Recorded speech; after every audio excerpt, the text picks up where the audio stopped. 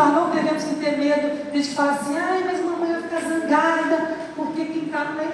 Não, nós conhecereis a verdade e a verdade nos libertará. Eu não preciso afrontar ninguém para isso. Nós não precisamos afrontar. Glória a Deus. Nós precisamos ser luz na vida das pessoas.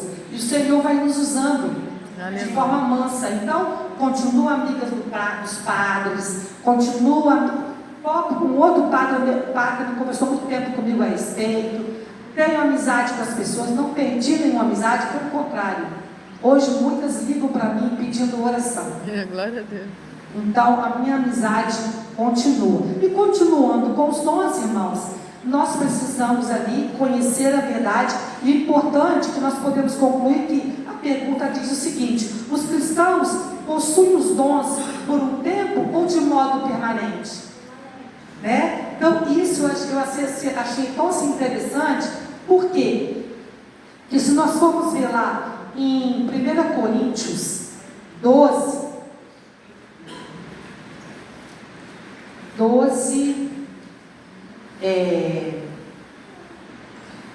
a 26, diz assim,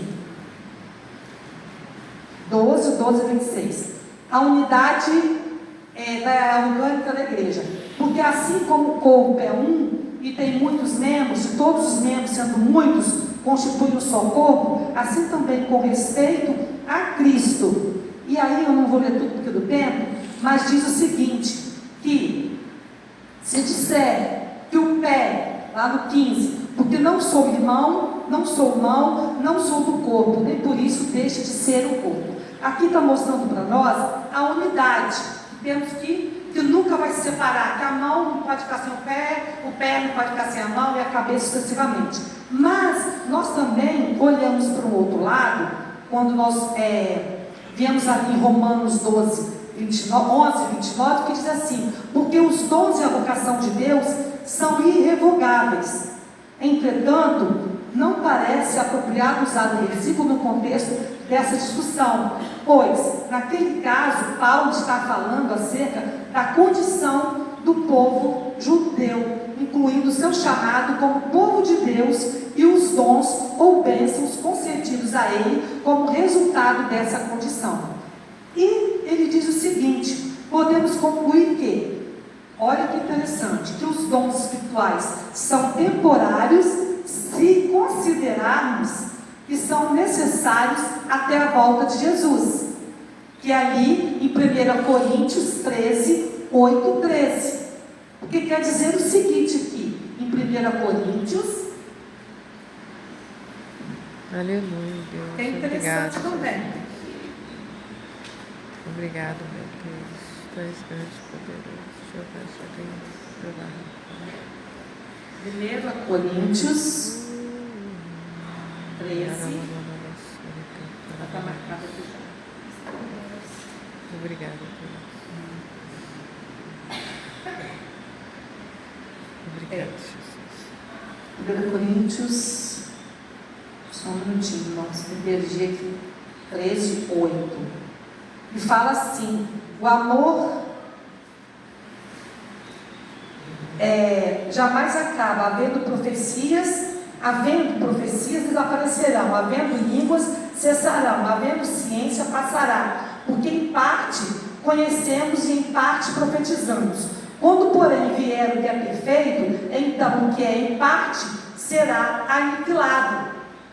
Então, vamos dizer, não é que contradição, mas se nós olharmos pelo prisma até a vinda de Jesus, nós precisaríamos desses dons, certo? Ele ficaria de forma assim, vamos dizer, temporária. Quando ele viesse, não precisaríamos mais.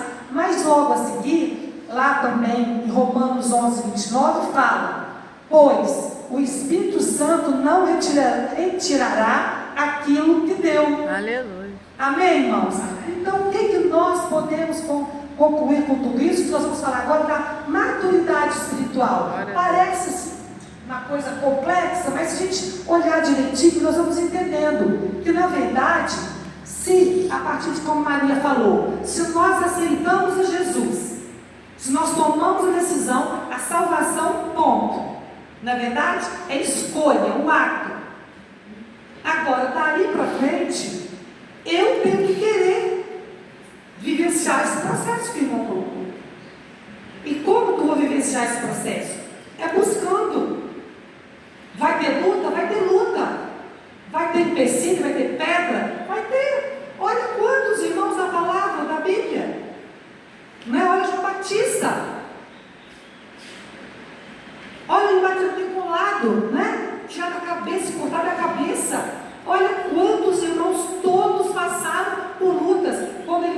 que quando, né, ele abriu mão de todos os bens.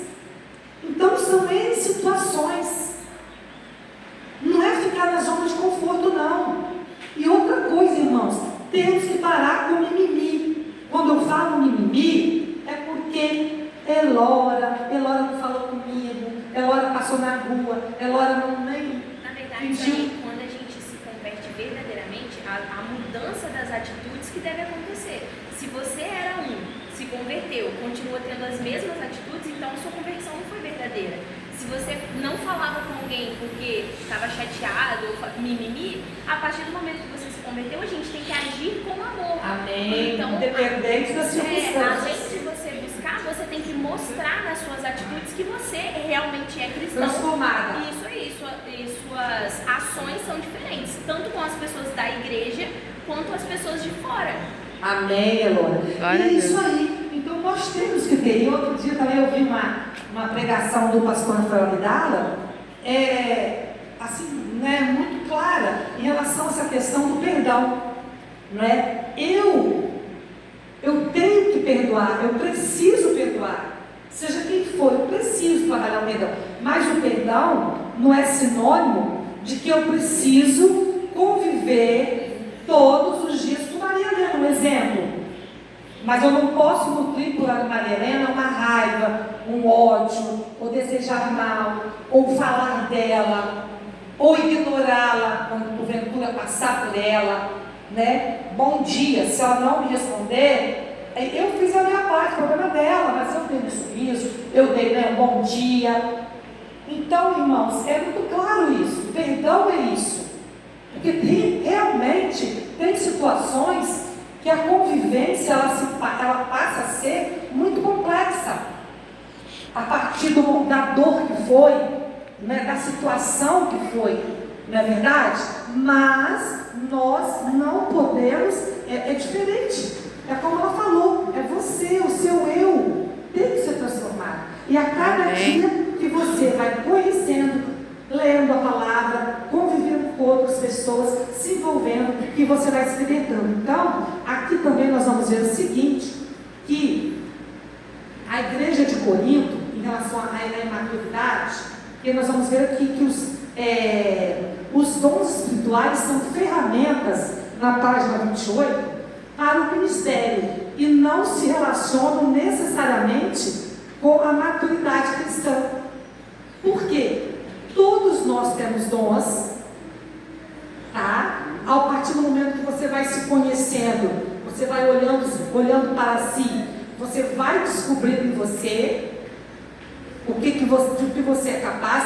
Ontem eu, Maria Helena e o Tileia participamos da Clínica da Alma, da terceira Clínica da Alma, né, na Igreja Batista de Cônia, que foi uma maravilha, uma bênção, né, Maria? Das 16 horas às 21h30, mais ou menos. Mas, como diz o Tileia, nós não vimos a hora, a irmã Maria também estava lá, nós não vimos a hora passar. Glória a Deus. Porque nós fomos bebendo da água viva. Aleluia. Né, irmã Maria? Glória a Deus. Fomos bebendo da água viva. E você lá, nós tivemos, eu conversando com Maria Helena, com o Tileia, né, que nós viemos trazê-las aqui. Eu consegui ver muita coisa que eu não estava vendo dentro de mim. O Espírito Santo usou de uma forma tremenda. Aleluia. A palavra. Glória a Deus. Arrepiada. Aleluia. Deus é bom demais. O Senhor me fez ver coisas que eu não estava enxergando dentro de mim. Coisas da minha família. Em especial do meu esposo. É um processo constante. Sabe? Então, nós somos realmente, irmãos, muito frágeis, muito pequenos diante do Senhor, mas Ele ama de forma sobrenatural. Aleluia. E que nós estamos tendo oportunidades assim, como diz o pastor semana passada, né, na pregação dele, infinitas. E quando eu vou olhar para trás, eu falo, meu Deus, aquilo ali é mínimo do que eu estou vivendo vivendo hoje, de maravilhas que eu estou vivendo hoje. Oh, Deus. Então, irmãos, vale a pena Aleluia. estar na presença do Senhor. Obrigada, meu Deus. Não importa o que está passando dentro da sua casa, do seu coração, da sua luta, se seja financeira, se seja espiritual, se seja familiar, sabe?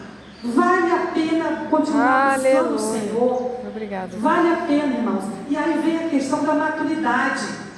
A maturidade vem nos falando aqui que nem todo mundo que tem dom é maduro. E a igreja de Corinto, para terminar, era uma igreja muito difícil. Era uma igreja que ela tinha assim, diversidade social, divisões, problemas com imoralidade, uso inadequado dos dons espirituais, falsos ensinamentos, influência de cultura social, desafios, com a sabedoria humana. Em resumo, a igreja em Corinto era um reflexo da sociedade em que estava inserida, com seus conflitos, divisões e desafios em relação à moralidade e à doutrina. Paulo, em suas cartas, buscou corrigir esses problemas e orientar a igreja a viver de forma coerente com a fé cristã. Então, irmãos, e aí quando nós falamos nisso, nós vemos ali, portanto, os dons espirituais não são necessariamente sinais de maturidade espiritual. Pode arrumar o som aí para começar. Portanto, dons espirituais não são necessariamente sinais de maturidade espiritual. É possível ter dons espirituais notáveis em uma área ou outra, mas mesmo assim ser bem maturo no entendimento doutrinário ou na conduta cristã, como era o caso de Corinto.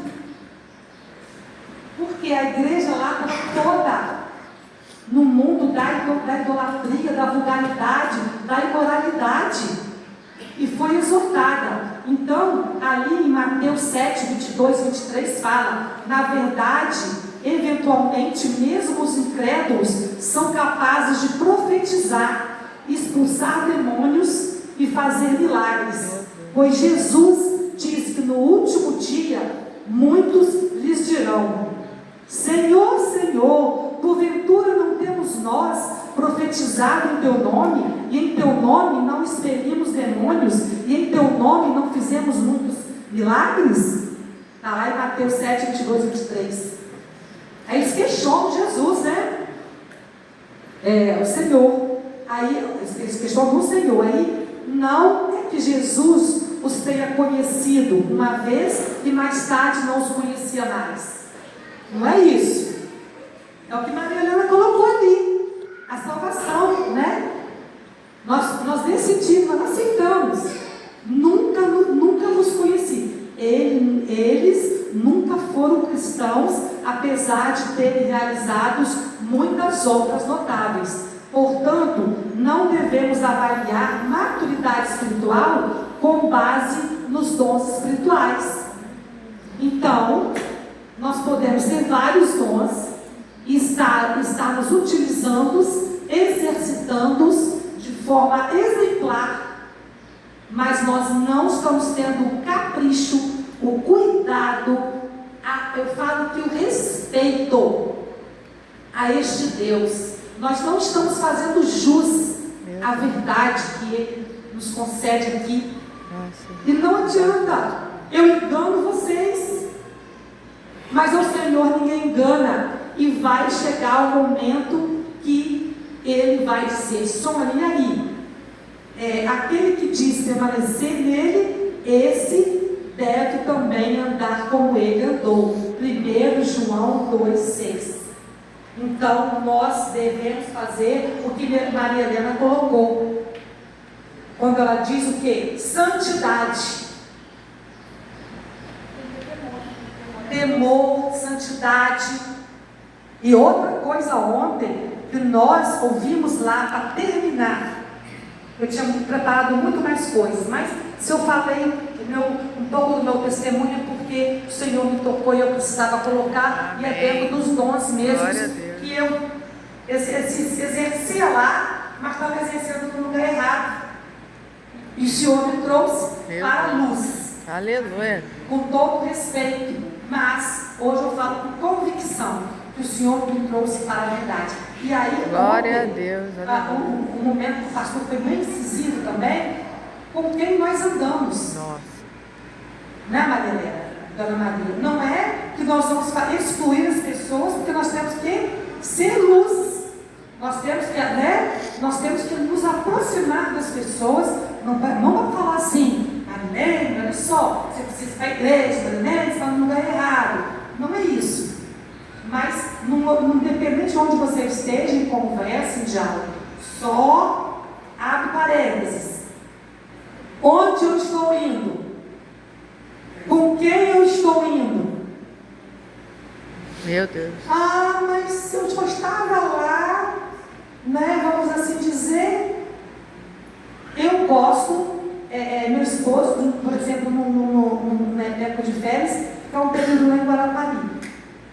Então eu estou lá para descansar, mas porque eu estou lá longe dos irmãos, eu vou para um bar e ali eu vou, os amigos me convidam e eu vou. Para um lanche é uma coisa, mas se eu vou me embebedar é outra coisa. Se eu sei que eles gostam de batuque e de bebida, eu não posso, porque não é o meu lugar. E é interessante como o Espírito Santo de Deus age em nossas vidas. Nós nos sentimos o quê? Incomodados. Não é verdade, Aurora? Fala, querida.